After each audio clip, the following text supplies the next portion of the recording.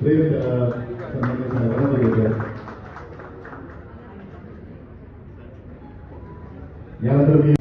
आता मी नवीन मुंबईच्या सगळ्याच टीमला मनापासून किंवा सन्मान्य राजसाहेब ठाकरे यांच्या वाढदिवसानिमित्त आज या ठिकाणी एक हप्त्याचा सप्ताह म्हणून महाआरोग्य शिबिर आयोजित केलेलं आहे. त्याच्या जवळजवळ शिबिर करून पाहिलं त्यामध्ये नखापासून केसापर्यंत आपल्या आरोग्याची काळजी घेण्यासाठी ज्या ज्या गोष्टी आवश्यक आहेत त्या गोष्टीचे त्या ठिकाणी सेंटर लावलेलं आहे. त्या ठिकाणी सगळे डॉक्टर्स आहेत आणि त्यांचे सहकारी आहेत. त्यामुळे एक हप्ताभर नवीन मुंबईची लोक याचा निश्चितपणे लाभ घेतील आणि आपला आरोग्य अत्यंत तंदुरुस्त ठेवतील अशी माझी अपेक्षा आहे. आत्ताची पिढी किंवा आता पूर्वीची लोक हेल्थ कॉन्शियस आणि अशा वेळेला अशा प्रकारची जो आणखी जर आपण सहकार्य केलं निश्चितपणे याचा समाजात फार होतो. आणि मग या सगळ्यांचं मनापासून धन्यवाद व्यक्त करतो. गजानन काळे, अभिजित देसाई आणि सगळेच महिला आहेत, पुरुष आहेत, कार्यकर्ते आहेत. खास करून डॉक्टरांनाही मनापासून धन्यवाद देतो आणि त्याच्या आलेल्या सगळ्या टीमला धन्यवाद देतो. त्यांनी एक सप्ताह म्हणून आपला वेळ अत्यंत महत्त्व त्या ठिकाणी दिलेला आहे.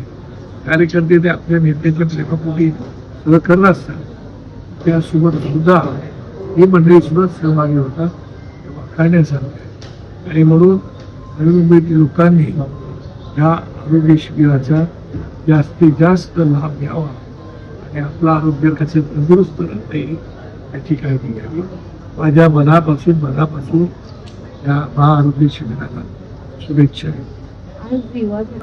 जून महिना हा जरा खरंच वाढदिवसांचा पावसाळ्याचा असा महिना आहे आणि यावर्षी भाग्यवान आम्ही एवढ्यासाठी आहोत की अधिक मास सुद्धा आहे.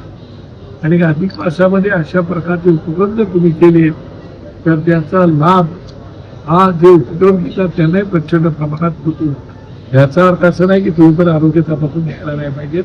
तुम्ही आरोग्य तपासून घ्या, पण या महिन्यामध्ये जेवढं दान तुम्ही कराल तेवढं दान जे दान कराल त्यासाठी काही पक्षाचं दान करायला पाहिजे असं काही नाही. तुम्ही जे दान कराल आता एक प्रकारे सुद्धा जे आपण करतोय एक प्रकारे दानाचंच काम आहे, पुण्याचंच काम आहे. आणि ते अधिक मासात करण्याचं काम आपली सगळे मंडळी करत आहेत. आणि अशा अधिक मासामध्ये खूप मोठ्या लोकांचे वाढदिवस आहेत. आज सन्माननीय शिवसेनेचे नेते त्यांच्या युवा सेनेचे अध्यक्ष आदित्य ठाकरे यांचा पण वाढदिवस आहे. त्यांनाही मनापासून खूप खूप शुभेच्छा देतो की निश्चितपणे त्यांच्या हातून आणि अमित ठाकरे या दोन बंधूंच्या हातून या महाराष्ट्राची चांगली सेवा घडून आणि त्यांच्या हातून या महाराष्ट्राला चांगले दिवस यावेत यासाठी प्रत्येक काळापासून ठाकरे कुटुंबातील प्रत्येक घटकाला मनापासून शुभेच्छा. उद्या पण आमच्या साहेबांचा वाढदिवस आहे आणि त्यामुळे त्यांनाही मनापासून मी शुभेच्छा देतो. त्यांचे विचार महाराष्ट्राच्या नव्हे तर त्यांच्या कानाकोपऱ्यात जाऊन लोकांना ते लवकर कळवून लोकांना ते थोडं उशिरा करतात आणि मग गोंधळ होतो. त्यामुळे ते लोकांना लवकर कळू तर लोक चांगले जागे होत जागृत होत आणि या देशाचे महाराष्ट्राचे दिवस कमी होत. लोकांच्या मनात शंका जरी येत असते आणि लोकांना वाटते की सगळं मतांसाठी चाललेलं आहे वगैरे तर लोकांच्या शंका दूर करायच्या असतील तर मागच्या राज ठाकरे साहेबांनी सांगितलं होतं एवढं जग निवडून बोलतोय. ट्रम्प साहेब निवडून की निवडणुका ह्या बॅलेट पेपरमध्ये आल्या पाहिजे. दुर्दैवाने ते होत नाही. त्यामुळे सरकार केंद्रातला असो की राज्यातला असो लोकांचा या सरकारच्या बद्दल मनामध्ये संभ्रम आहे, शंका आहे, विश्वास नाही. ते सगळं मॅनेज करतात. तरी शंका दूर करायची असेल दूध का दूध आणि पाणी का पाणी मला असं वाटतं की त्यांनी येणाऱ्या निवडणुका या बॅलेट पेपरवरती घेतल्या पाहिजे. तर लोकांमध्ये तुमची लोकप्रियता केली हे करून नाही तर विरोधी पक्ष बोलणार तुमचं चालत राहणार मशीन मॅनेजमेंट आणि म्हणून त्या टाळायला लागतंय. तर एक शेवटचा प्रश्न.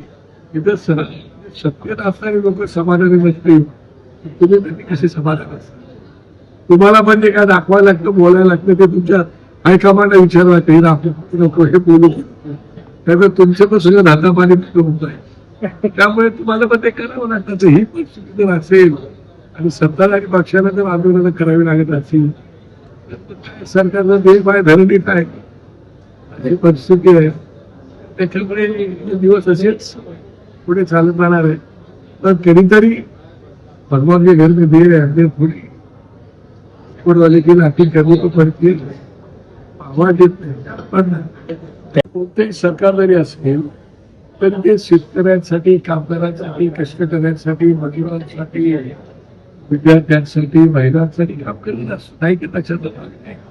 परंतु योजना खरंच प्रत्यक्ष आपण आणणार आहोत का प्रत्यक्ष तर आपल्या घोषणा करायच्या म्हणून करायच्या असं लोकांना वाटतं का. विरोधी पक्षाला काय आहे, केलं तरी बोंबा मारणार, नाही केलं तरी बोंबा मारणार. माझं म्हणणं आहे सरकार म्हणून तुम्ही करायला बघता त्यावेळेला एक समाजाच्या घटकाला आपण किती प्रामाणिकपणे मदत करतोय हे फार महत्वाचं आहे. आता काशीनाथ गायकवाड होता एका शेतकरी आहे, त्याची सौभाग्य होती, त्याचं एक बैल मृत्यूपावला होता. तो बिचारी नांगराला झेपण्यासाठी म्हणून घेऊन निषेध नांगरत होती. ते सरकारला कळलं म्हणून सरकारने ताबडतोब सद्भावनेने एक त्यांना बैल बांधला. पण तो जो बैल बांधवला तो कुठला बैल होता मला माहिती नाही. तो बैल खेळ्या केला, तो आधारित बैल होता, त्यांनी मालच टाकून असं म्हणे की सरकारने या गोष्टी बघायला पाहिजे की आपण मदत करतो ती खरंच प्रामाणिकपणे मदत करतोय का, आपण घोषणा करतो त्याकडे प्रामाणिकपणे राहणार आहेत का. कारण लोकांना ती घोषणा आधी आठवते 15 लाखांच्या खात्यात येणार, ते काय आले नाहीत, आश्चर्य येणार. त्याबद्दल आता मी बोलणं काही उचित नाही. मी चॅनेलवाले तुम्हाला माहिती आहे. माझं म्हणजे लोकांना सगळ्यांना वाटतं की चांगले दिवस यावे, सरकार कुठलंही असलं लोकांना अपेक्षा असते की आपल्या प्रत्येक गोष्टीची काळजी घ्यावी, ती करावी. आणि शेतकरी आता आपला अन्नदाता आहे, त्याच्यासाठी जर सरकारची विस्तारित आहे, आमची जबाबदारी आहे, सगळ्यांची जबाबदारी आहे. तेव्हा ती फसवी घोषणा न करता त्यांचं खऱ्या घोषणा करू कसं आणत असं तर पोरला ना खरंच बजेट आहे का आपल्याकडे. त्याचं काय आहे, दिवाळी साजरी करायची कर्ज घेऊन कसं सगळं कारभार चाललाय का ते राजकारण चालू ठेवायला, ते काही उचित नाही. तुम्ही काहीतरी करण्याचा प्रयत्न करताय. राज्यात शुभेच्छा आहेत, वेगवेगळ्या विषयांमध्ये बोलत असतात, अभ्यासपूर्ण बोलण्याचा प्रामाणिकपणे प्रयत्न करतात. सरकार किती काम घेते त्याचा विषय तरी पण गांभीर्याने सही मागणी घेतो. आता सभागृहामध्ये खूप छान चांगली मुलं आहेत. त्यानंतर मी पवार आहे, आदित्य ठाकरे आहे, हे खूप चांगली तरुण मुलं आहेत. उत्तम प्रकारचं आपलं मनोगत बोलत असतं वेगवेगळ्या विषयांमध्ये.